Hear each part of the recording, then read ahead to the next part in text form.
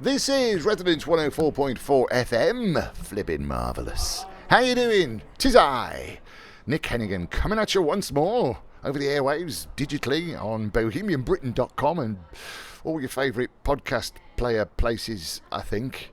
Yes, with Literary London. Yes, live from London.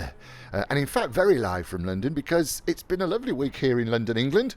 So lovely, I've decided to do this show outside. Yes, I'm in a pub. A pub, I hear you cry. Well, don't cry. Yes, I'm in a pub called the Cross Keys. The Cross Keys is in Hammersmith, Black Lion Lane, Hammersmith in West London. Favourite pub as well, apparently, of, what's his name, James May. James May, if you're listening in the UK, you may know James May. He presented all sorts of things. He's a presenter, a television presenter and a journalist. Best known, I suppose, for co-presenting, Captain Slow was his nickname, co-presenting Top Gear alongside Jeremy Clarkson and Richard Hammond. They did that from, I think, or he was there from 2003 till 2015. He also had his own production company, and he's a good egg. And he describes the Cross Keys as his favourite pub. Basically, he says, because it's about 100 paces from my house. Good call, James. And of course, if you do come to London, check out West London. We're kind of spoilt slightly. Hammersmith, Chiswick and Acton. Got a few literary connections as well, to say the least. Oh, yes. In fact, I was reading a little book. It talks about quiet leafy streets, riverside walks, and more affordable, comfortable suburban homes have long drawn families west, out of central London. Historically a creative area. Thank you, I live here as well. Yeah, okay. Many homes were built with artist studios attached. And I know that because that's where we live. We live in an artist studio. Attached. Yeah, attached to what? Attached to another one upstairs. Anyway, yes. William Morris, of course, one amongst the literati who made the move, relocating to Hammersmith, where he spent the final decade of his life. The house in which he lived is now the William Morris Society Museum. And of course, we're also well known, and you will know as well if you're a regular listener to this show, for W.B. Yeats. W.B. Yeats, who lived in Bedford Park. And we're going to be talking to Cal Haldala. Cal Haldala is an Irish poet who lives now in Chiswick and has been brilliant at sort of marking the occasion of W.B. Yeats being in Bedford Park, which was one of the first kind of creative, artistic villages built in London. And I won't say too much about that because we are going to get Cahal in.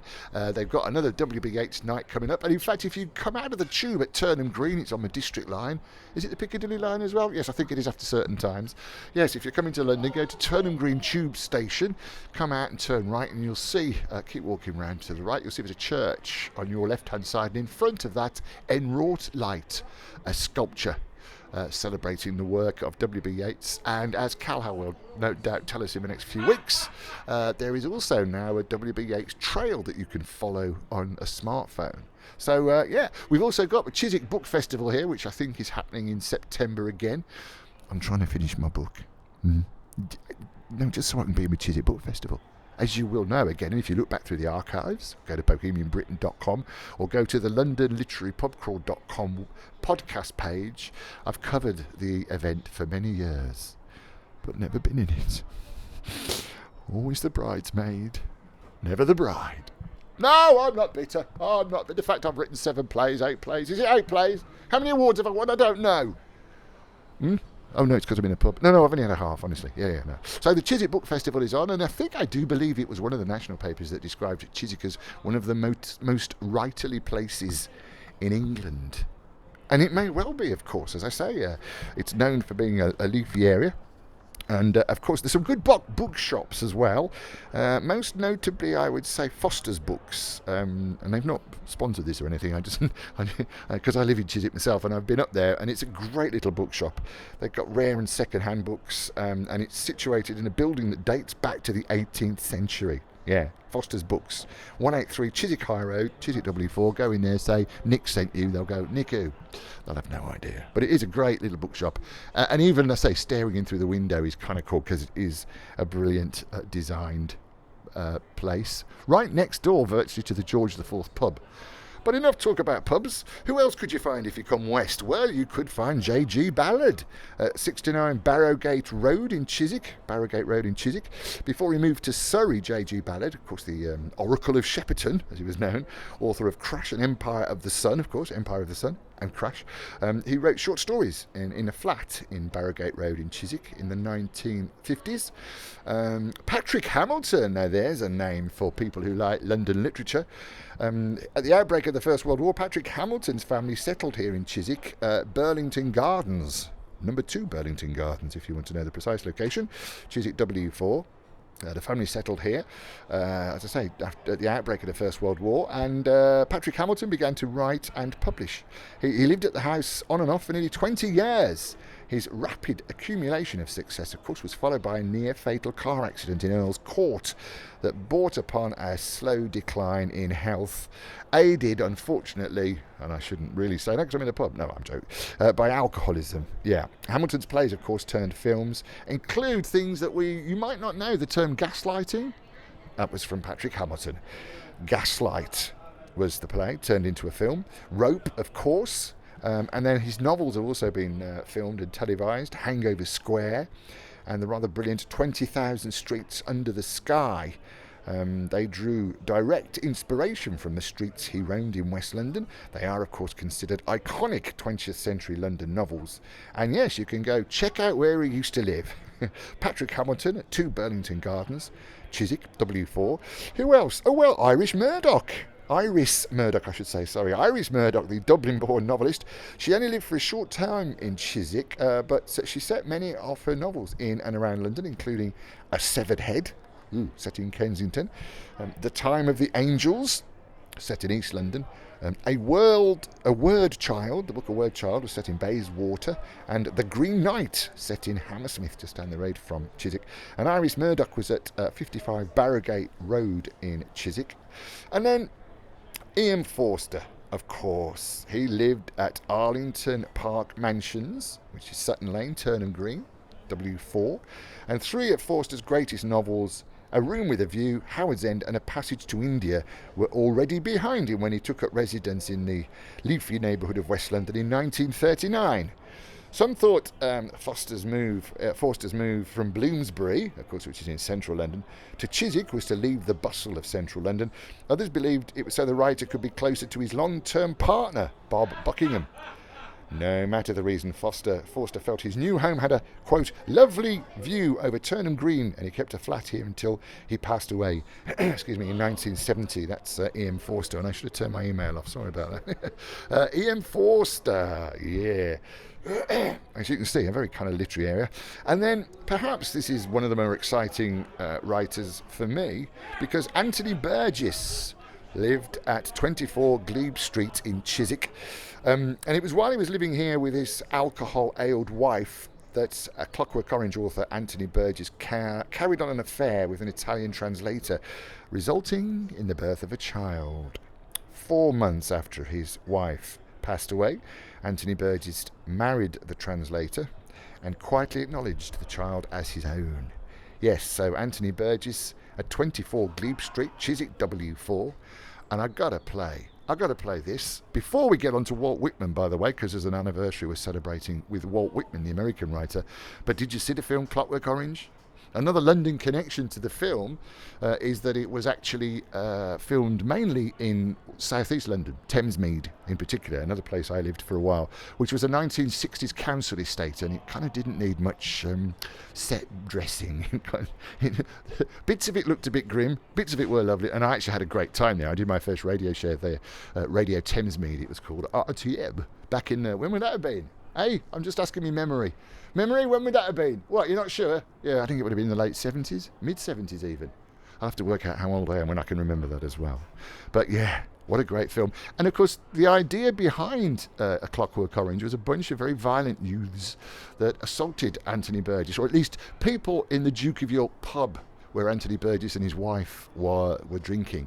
And there's a brilliant story about how his wife went up and actually sort of spoke to the leader of the gang of thugs But that's a story for another time. Although again, if you do come on the London Literary Pubcrawl.com, we run tours there, and that's one of the stories that I wrote up and that the actors and the presenters will entertain you with. But I just remember being blown away when I first heard this as a kid from the film A Clockwork Orange.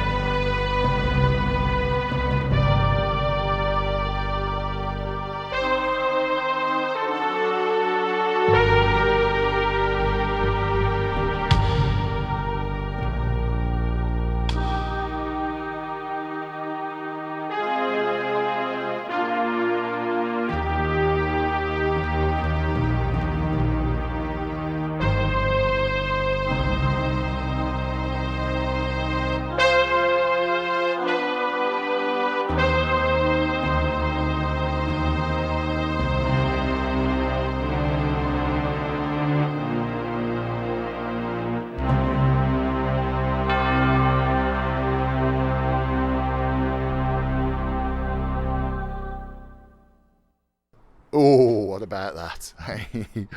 What a song. The Funeral of Queen Mary. That's the Moog version, of course. The Moog, the electric thing.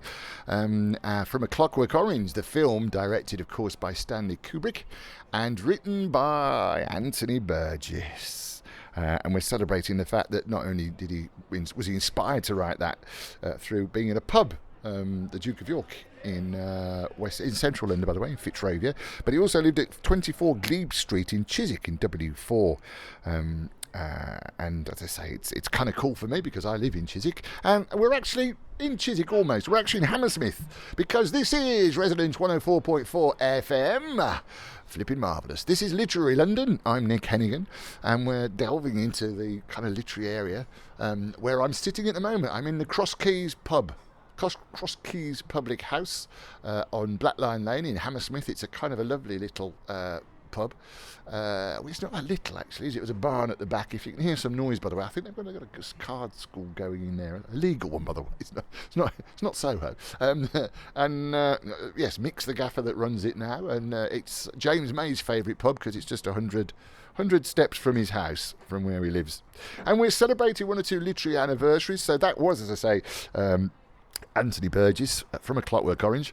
But another anniversary we are celebrating today is that of Walt Whitman. Of course, we know Walt Whitman, the Walt Whitman Jr., to give him his full name.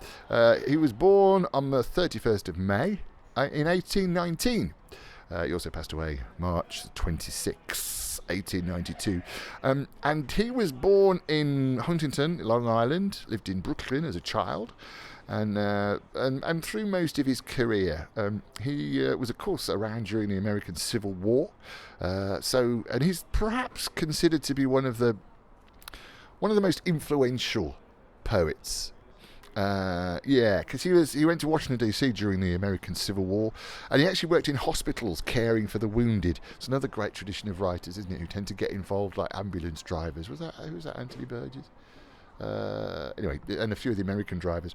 So he was doing that, working in hospitals. Of course, his poetry often focuses on both loss and healing. When Abraham Lincoln was assassinated, Walt Whitman greatly admired him. He authored 2 poems. One was called When Lilacs Last in the Dooryard Bloomed, and the other was Captain, My Captain, which you may know, of course, if you've seen a certain Robin Williams film. Put your teeth back in, I've only had half a pint, I promise you. Yes, called Dead Poets Society. Oh, Captain, my Captain, our fearful trip is done. The ship has weathered every rack, the prize we sought is won. The port is near, the bells I hear, the people all exulting, while follow eyes the steady keel, the vessel grim and daring. But oh heart, heart, heart, oh the bleeding drops of red, where on the deck my captain lies, fallen cold and dead.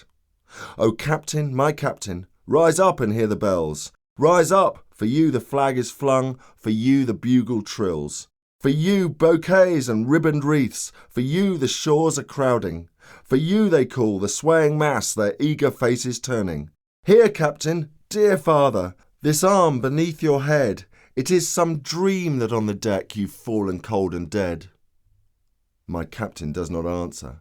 His lips are pale and still. My father does not feel my arm, he has no pulse nor will. The ship is anchored safe and sound, its voyage closed and done. From fearful trip the victor ship comes in with object won. Exult, O shores, and ring, O bells, but I, with mournful tread, walk the deck my captain lies, fallen cold and dead. Walt Whitman and Oh Captain, My Captain, of course, as featured in the Robin Williams film. I must tell my wife, sorry about that. The Robin Williams film Dead Poets Society.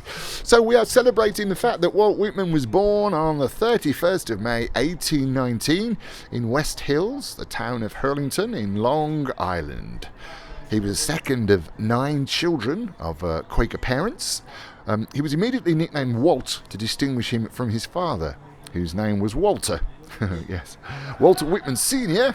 named 3 of his 7 sons after American leaders: Andrew Jackson, George Washington, and Thomas Jefferson. The eldest was named Jesse, which is quite interesting. Whitman looks back on his childhood and generally sort of restless and unhappy, really, giving his family's difficult economic struggles. Although one happy moment that he later recalled was when he was lifted in the air and kissed on the cheek by the Marquess de Lafayette during a celebration during Lafayette's visit to Brooklyn on the 4th of July in 1825. At the age of 11, Walt Whitman ended his formal schooling. He sought to get a job to help the family, and he was an office boy for 2 lawyers and later was an apprentice at what they call a printer's devil for the weekly Long Island newspaper, The Patriot. There he learned about printing press and typesetting, and he may have written sentimental bits of filler material for occasional issues. But it worked. It kicked off his early career. He worked for another printer in Brooklyn. His family moved back to West Hills, New York on Long Island, but Whitman remained and took a job at a shop, editor of the leading Whig weekly newspaper, the Long Island Star. While at the Star, Walt Whitman became a regular patron of the local library during a town debating society and thus began his career. And I thought I'd share this with you now. This is Walt Whitman and As I Ebbed with the Ocean of Life, as the church bells atmospherically ring in the background here at the Cross Keys pub. Over to you, Walt. As I ebbed with the ocean of life, as I wended the shores I know, as I walked where the ripples continually wash you, Paumanok, where they rustle up, hoarse and sibilant, where the fierce old mother endlessly cries for her castaways, I musing late in the autumn day, gazing off southward, held by this electric self out of the pride of which I utter poems, was seized by the spirit that trails in the lines underfoot, the rim, the sediment that stands for all the water and all the land of the globe. Fascinated, my eyes reverting from the south, dropped to follow those slender windrows, chaff, straw, splinters of wood, weeds and the sea gluten, scum, scales from shining rocks, leaves of salt lettuce left by the tide, miles walking the sound of breaking waves the other side of me. Paumanok, there and then, as I thought the old thought of likenesses, these you presented to me, you fish-shaped island, as wended the shores I know, as I walked with that electric self-seeking types. As I wend to the shores I know not, as I list to the dirge, the voices of men and women wrecked, as I inhale the impalpable breezes that set in upon me, as the ocean so mysteriously rolls toward me closer and closer, I too but signify at the almost a little washed-up drift, a few sands and dead leaves to gather and merge myself as part of the sands and drift. O baffled, balked, bent to the very earth, oppressed with myself that I've dared to open my mouth, aware now that amid all that blab whose echoes recoil upon me, have not once had the least idea who or what I am, but that before all my arrogant poems the real me stands, yet untouched, untold, altogether unreached, withdrawn far, mocking me with mock congratulatory signs and bows, with peals of distant ironical laughter at every word I have written, pointing in silence to these songs and then to the sand beneath. I perceive I have not really understood anything, not a single object, and that no man ever can. Nature here in sight of the sea, taking advantage of me to dart upon me and sting me, because I have dared open my mouth to sing at all. You oceans both, I close with you. We murmur alike reproachfully, rolling sands and drift, knowing not why, these little shreds indeed standing for you and me and all.